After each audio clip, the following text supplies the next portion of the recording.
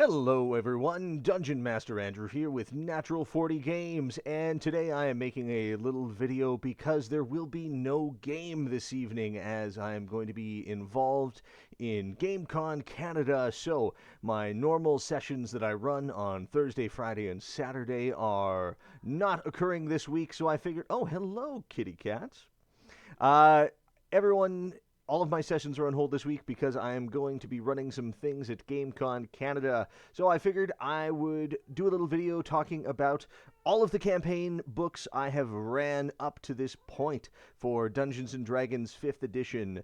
My cat is here assisting me as she often does when I run my online sessions. And so this is in no particular order, and I'm just going to be holding up the books as I go. So, number one, Icewind Dale Rime of the Frost Maiden. This campaign book was actually my first introduction into being a player in any D&D game, though it was a online play-by-post game, which goes very differently than a standard live in-session game, either online or in person, where you type everything out and there's commands to roll your attacks and skill checks and such like that, and it all happens just in a Discord forum. And that game, play by post, is a whole different ball game. I'm not going to get into it, but this is a campaign that I have been running. I have run it front to back almost 3 times now. Two sessions long ago. My homebrew campaign that I started with my friends almost 2 years ago now. I transitioned into Rime of the Frost Maiden when the party was about level 8.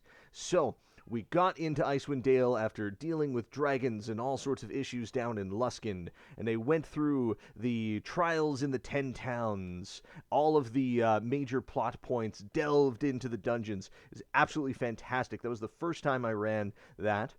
The second time I ran it was in my home game that's just my wife and I. The party was already level 20, and it was a amazing blast through. If you guys have never run level 20 encounters, you just try it. Just try it. I rebalanced some things, other things I didn't rebalance, but just having a level 20 party blast through a campaign that runs from 1 to 11 is absolutely amazing. And I'm running it currently for a third time in my public open table game, my Wednesday night session at my local game store. It is a fantastic space. We are in the second to last chapter. I ran that starting right at level 1 with the full deadliness of exploring the dangerous place that is Icewind Dale. And now that we're coming up into the final chapters, I'm going to be able to put this campaign to bed for a third time. Love it. Love it, love it, love it.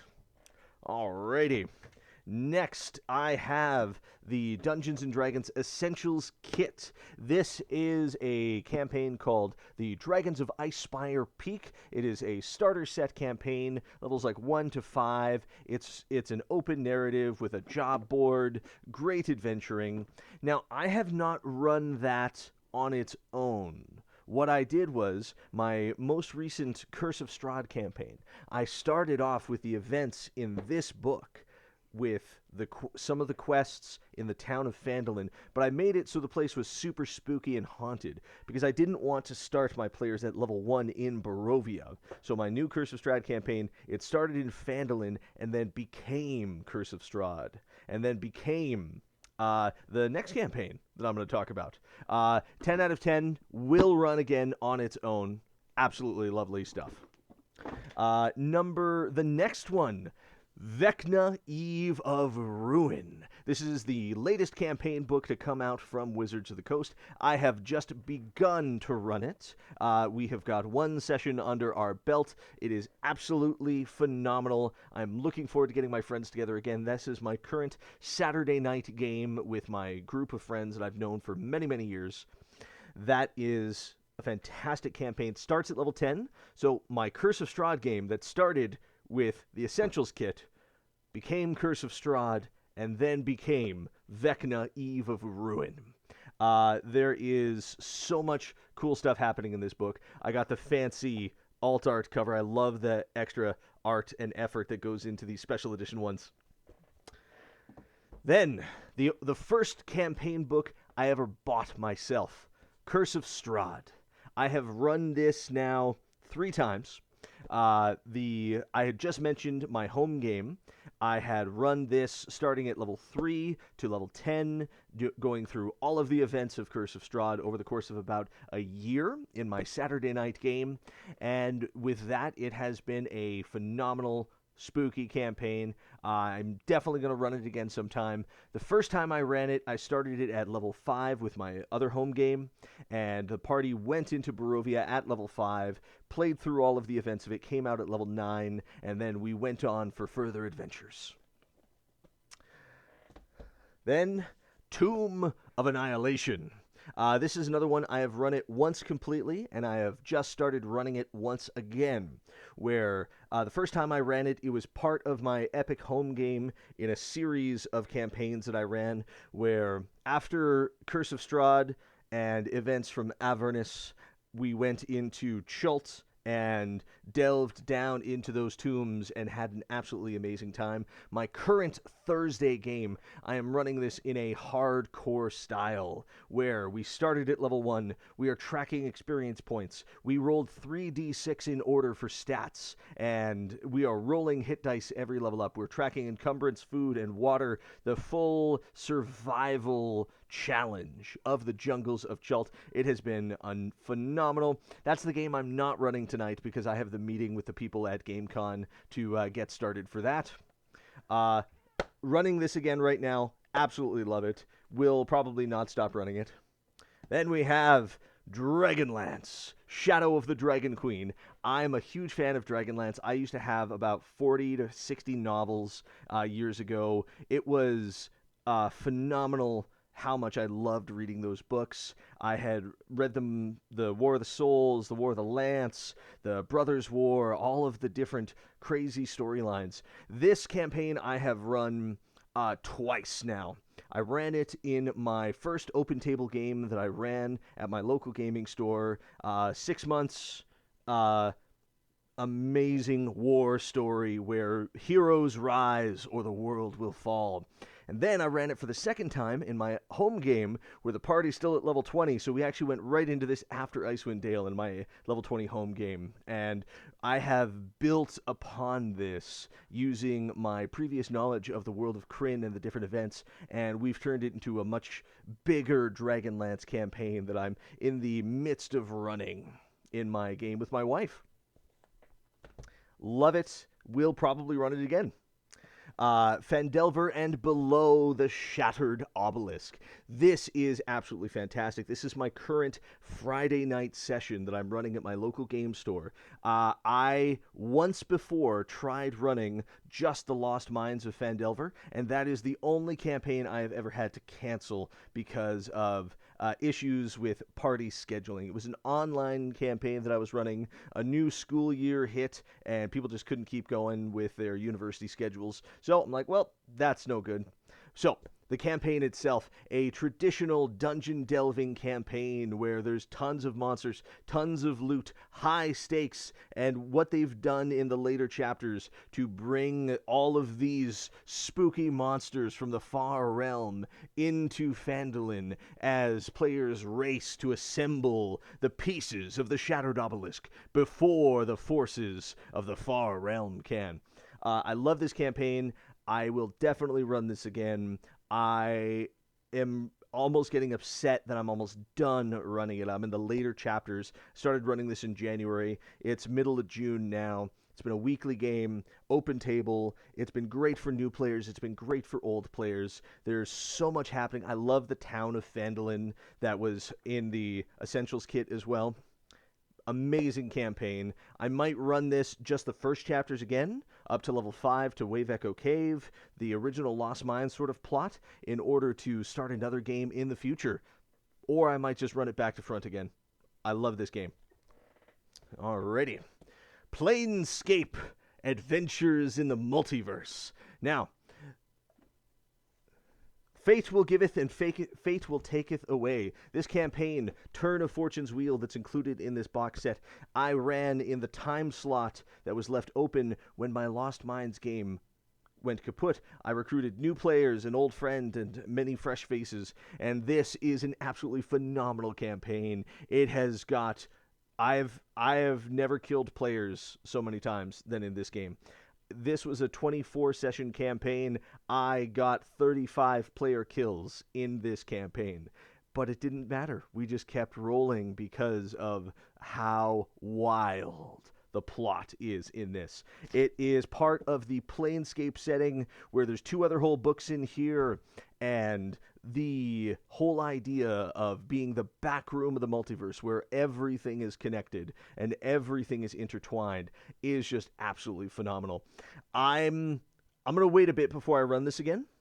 I ran it completely online, and when everyone's sitting at a computer using digital tools, the extra work that needs to happen in this game goes and is not as much of a problem. I may run it at some point as an open table game at my game shop, but everyone's going to have 3 sheets at the ready, so that's going to be a little bit tricky. I don't know if we have a big enough table for everyone to have all those sheets ready. But that is Planescape. Absolutely recommend.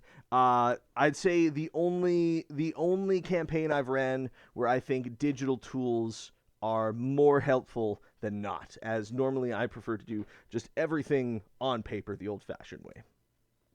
Now, this campaign, Out of the Abyss, I have not run this plot back to front. What I've done is I have taken so many chapters of this and used it in my Epic home game to bridge different plots together. The final chapters in Menzoberranzan with the Demon Lords I ran, the early chapters I ran, and the plot for Gauntlet Grim I evolved on that. So I used this not as a campaign to run end to end, but as an Underdark source book that's tied inexorably into the lore and conflicts of the Forgotten Realms. I can see myself actually running this start to front at some point. It's not the front runner right now, but it is and will continue to be an amazing resource for any explorations into the Underdark. Love it. Alrighty. Now, the next one here, Wild Beyond the Witchlight. This is an absolutely fantastic campaign. I ran this with my wife. We made it a flashback. Because we had her party that was already very high levels, and we ran this as a flashback where they went back to level 1, and 2 of her party came through and went through the wild, whimsical plot of Wild Beyond the Witchlight. And then I took it and evolved it into a bigger plot in the Feywilds that tied so many loose ends of the big lore that I had done in the Forgotten Realms together. I will definitely run this again. This one, you don't have to fight. You can. Fighting can work. But there's so much happening. This is such a puzzle and role-play heavy campaign. You don't have to just constantly be fighting. And I think that's amazing. Then we have Candlekeep Mysteries. This is the second campaign book I ever bought.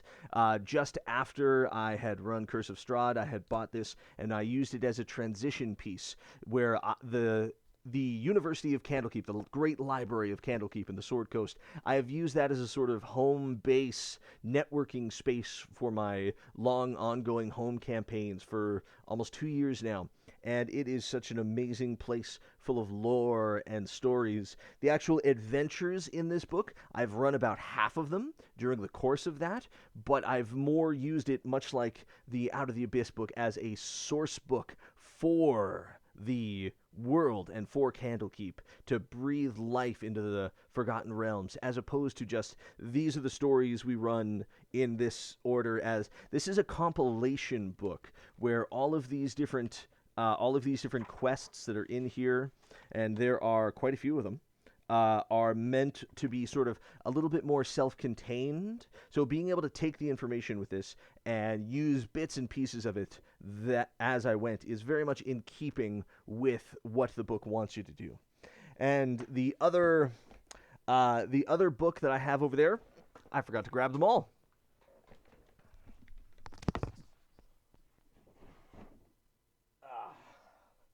There we go.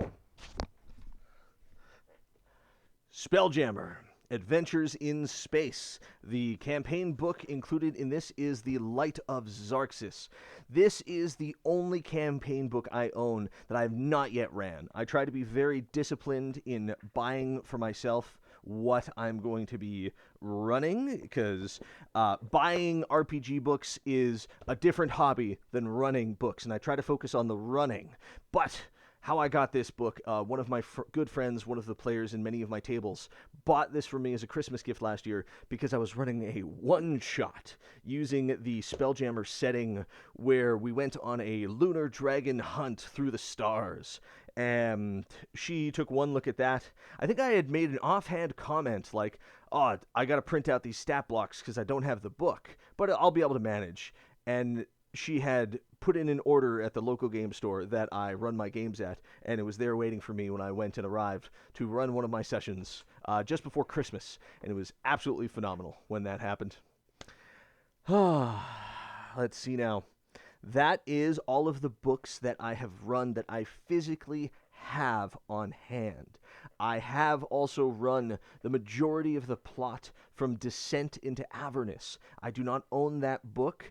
I realized at one point that I had access to it on D&D Beyond because of the content sharing that was set up, so I had pulled a bunch of that and used it into my other sessions. I will run that again, back to front at one point. Spelljammer: Light of Xarxis, I am going to run this. It's probably what I'm going to transition one of my current open table games to once either Icewind Dale or Phandelver and Below wraps up. We'll see exactly which one that works. And there are a whole bunch of other campaign books out there that I have not picked up. Off the top of my head, The Tyranny of Dragons, I would love to be a player in that campaign at some point, so I have not played it. The Storm King's Thunder, I would love to be a player in that game at some point, so I have not read it. The Call of the Netherdeep, the Critical Role campaign set in Exandria, I have not read it because I would love to be a player in it at some point. The Princes of the Apocalypse, I'm going to sound like a broken record here, I haven't read it because I'd love to play it at some point. Let's see now. The other starter set, Stormwreck Isle, I will probably buy that and run it myself. Not sure exactly when. And so I have touched on all of the books I have run.